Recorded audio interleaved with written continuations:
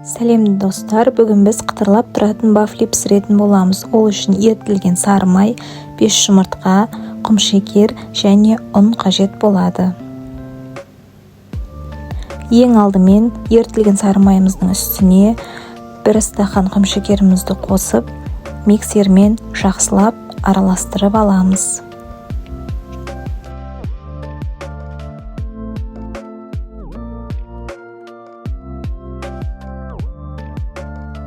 Араластырып болған соң үстіне 5 жұмыртқамызды салып, тағы да араластырамыз.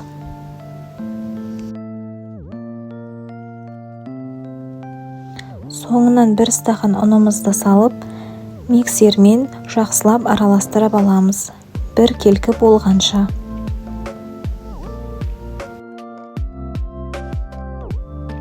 Міне қыздар, біздің массамыз осындай қою болып шығады. Видеода көріп тұрғандарыңыздай.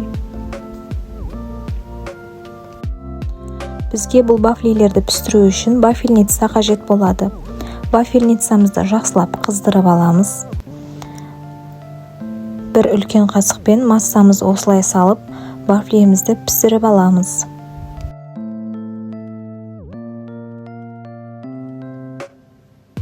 Мінекей қыздар, бафлиімізді осылай ыстықтай күйінде формаға келтіреміз. Мен трубочка қылып орап жатырмын. Қыздар, мен осы үлкен қасықпен 1 қасық салып отырып пісіремін.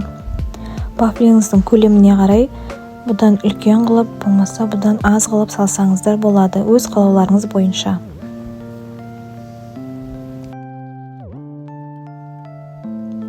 Мінекей қыздар, мен бафлиларым осылай шығып жатыр.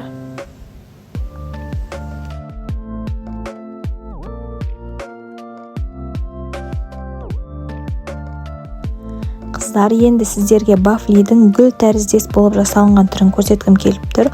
Ол үшін бізге осындай стақан қажет болады. Піскен бафлиімізді ыстықтай формаға келтіреміз. Бафлиіміз ортасынан бір бүктейміз, оны тағы бүктеп стақанға салып қоясыздар. Және суыған соң сол формада қатып қалады, формасын сақтап қалады.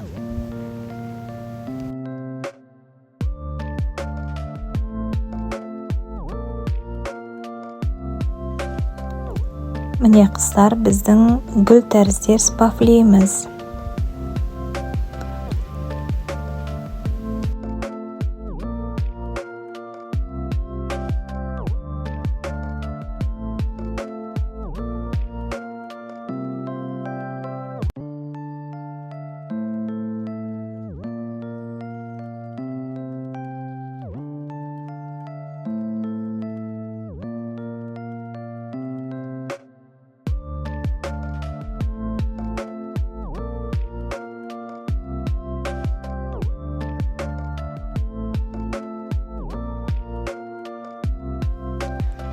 Қыздар, енді сіздерге 3-ші түрін көрсеткім келіп тұр. Ол үшін осындай форма қажет болады.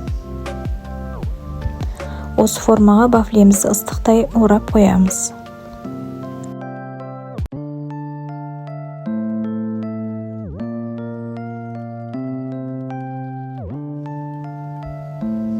Міне қыздар, формамыздан шыққан бафлиіміз осындай. Көріп тұрғандарыңыздай, кәдімгі мороженыйдың сыртындағы бафлилардың формасы болып шықты.